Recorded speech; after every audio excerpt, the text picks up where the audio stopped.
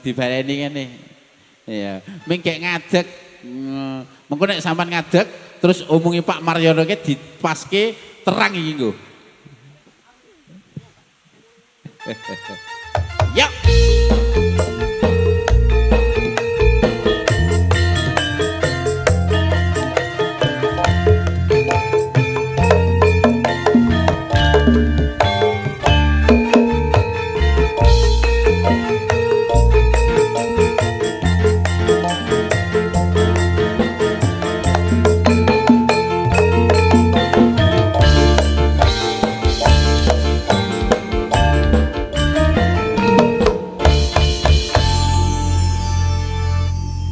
Sowan, ayo ora apa-apa sing jenenge pancen kahanan udan ya ora apa-apa, wis rada minggir-minggir. Golek sing rada anu no, sing rada asat, heeh. Kono ya ora apa-apa kono. Kek nggon anu kono. Ngapunten nggih, Bu.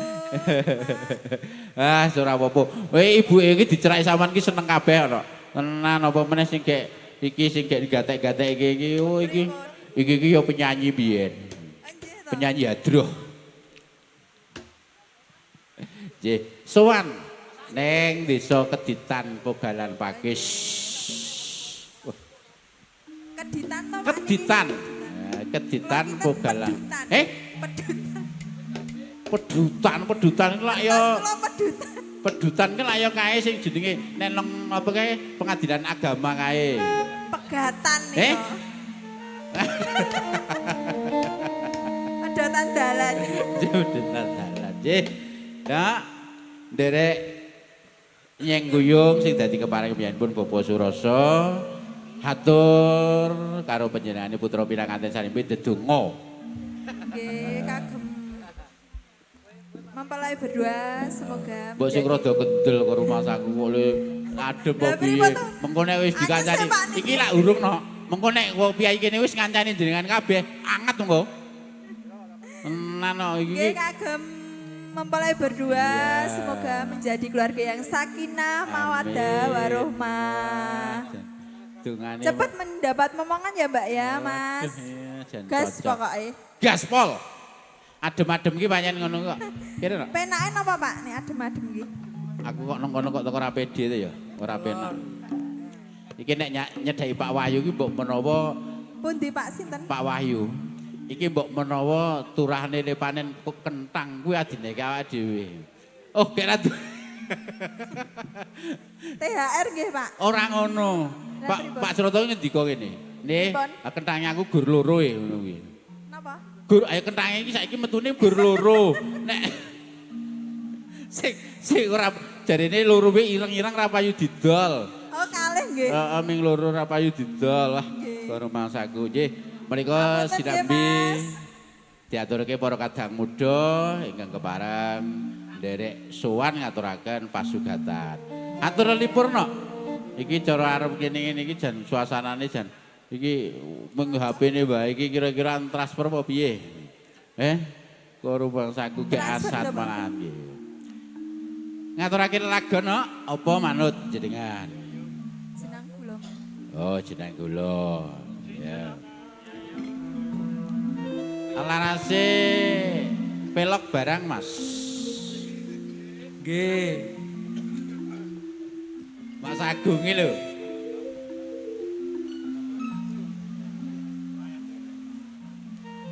Terus waduh iki jan cilaka tenan. Iki nang ndi-ndi iki ana banyu wae. Iki asline iki tak kandhani.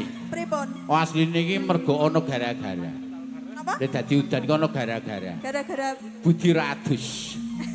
Iki mau cara Budi Adus ngono tak kira ra udan iki Budi. Kuwi lho sing nggo jas kuwi lho, sing Joko kuwi lho. Wah. terus Joko nggih. Wis Joko kuwi. Kekarane wong akrami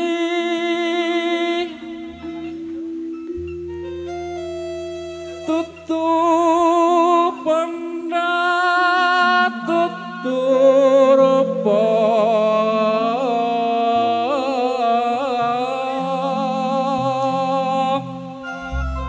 jane aku mumbeng iki rada esek enak. Saking larise nggih. Saking larise.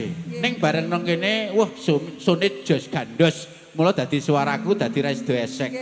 Mula dongake no. Sone napa niki, Pak? Sone seko malah hilang tulisane MMT. MMT. MMT Ridho. Oh, nggih. Heeh. Mula didongake muga-muga sone entuk nugroho dalem Gusti nampa swarga. Sone lho maksud. Laris nggih. Laris. Hamong hati bawi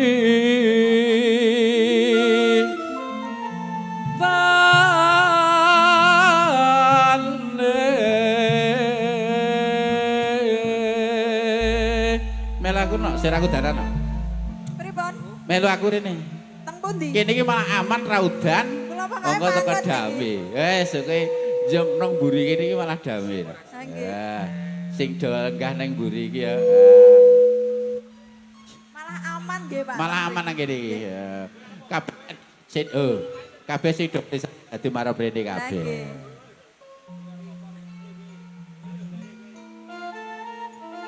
Tekan ngendi iki? keditan. Tekan ngendi? Sepiro? Luput pisan kena pisan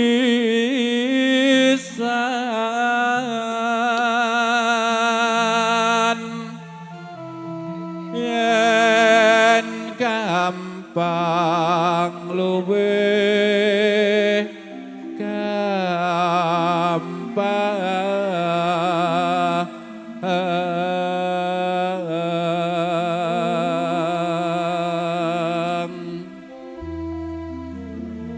yen angel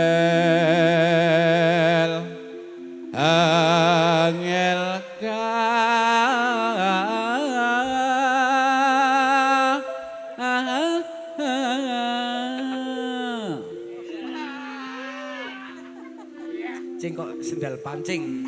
Anyes. ora cengkok sendal pancing. Cengkok anyar, cengkok idul doyo jarene.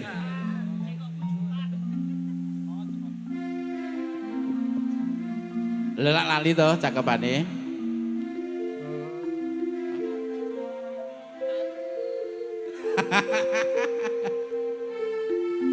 Langkung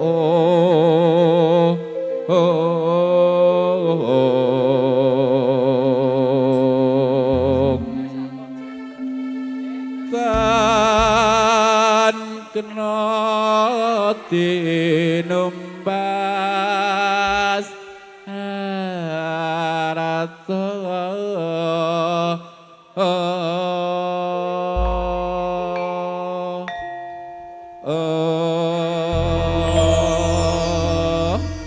pun dawaken napa nduk nderek jenengan.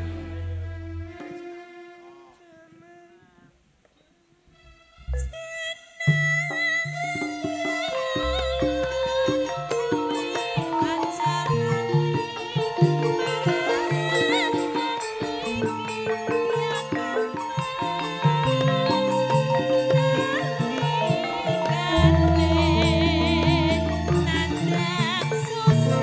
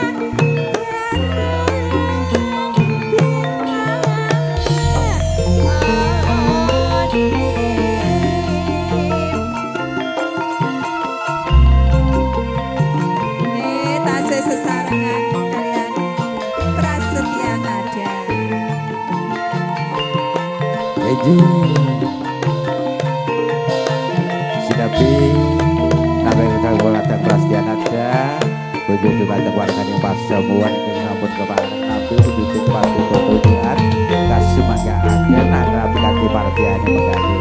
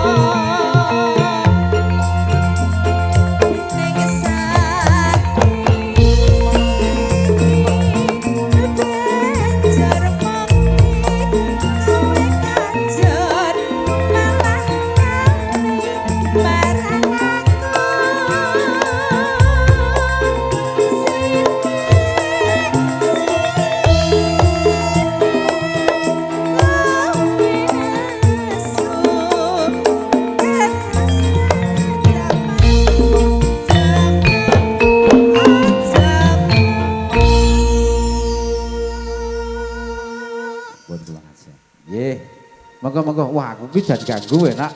Awak dhewe iki ganggu sinoman e. Ning ya upamane arep maju ya gek anu. Entek kesik maju. Ya.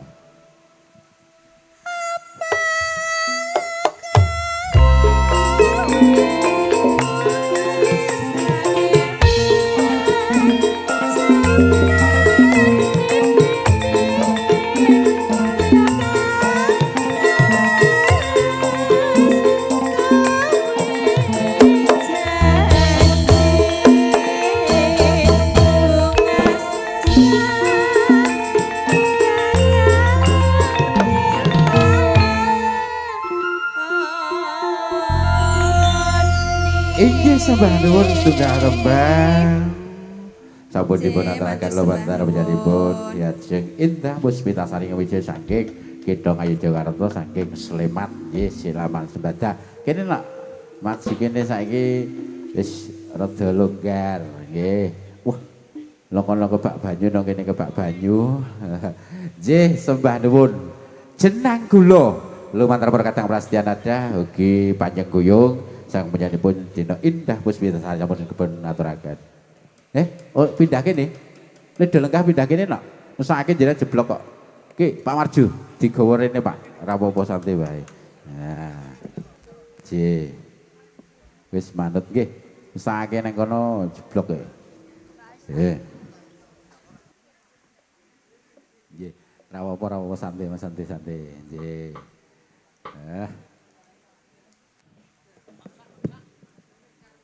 Oh nggih, siap. Mang paringke niku, mang paringke. Mangke nek lumantar kula mangke ndak tak potong. Pepeling kalih warukan. Siap.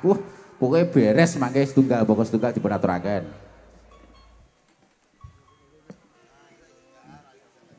Alon-alon. Sembah nuwun sing maringi Pak D nggih, sembah nuwun. Wah, niku donya akhirat Pak Paklan, donya akhirat niku barokah. Biasanya nuwun sewu Pak. Piyai niku nek kerep dono kalih penyanyi, ya, kerep nyawer penyanyi niku nuwun sewu dipanjangke umure. Estu, mongko awet enom Pak. Mergo anggere arep ana Campur Sari, kapan arep Campur Sari golek iki nggo nyawer. Kayak bapake dirtuhan nyawer mandangan aku matur nuwun iki. Nggih sembah nuwun. Wah, Pak Parlan luar biasa nggih. Mangke pun aturaken lir gumilir sasampunipun Siajeng entan puspita sampun kepareng jumeneng hanjumenengaken widawati ingkang wijil saking kitha Solo telu. Nggih, panjenenganipun Denok Elio Palupi. Elia apa Elio? Elio Palupi.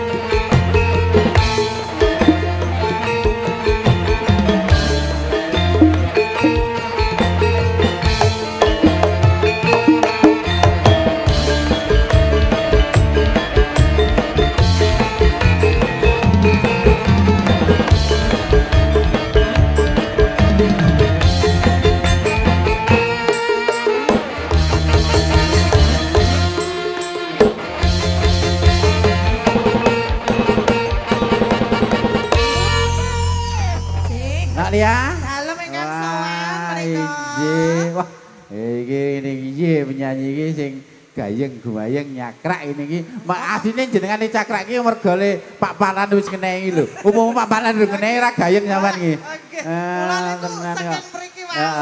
Wes ketir-ketir aku waduh banyune kok ngene. Iki kan aku berubah dadi Putri Duyung piye lho Mas. Oh, nek on jenengan dadi Putri Duyung. Lho, Mas Rino asuhannya ndak? Endi? Kuwi Mas Rino kuwi. Teran nyandak Putri Duyung. Wani bopong Mas. Mergo nganu, cok bayangke. Karo bojoku padha. Oh. Padha sing omah nggih Mas. Banjur Pak sinten Pak Parlan. Mbah Parlan wah maringi biru-biru langsung luar biasa. Matur sembah nuwun Pak Parlan. Matur sembah nuwun Mbah Parlan. Wau ngersake pepeling. Pepeling karo warokan. Heeh. Jumboke kalih penyanyine nggih. Tenan kok.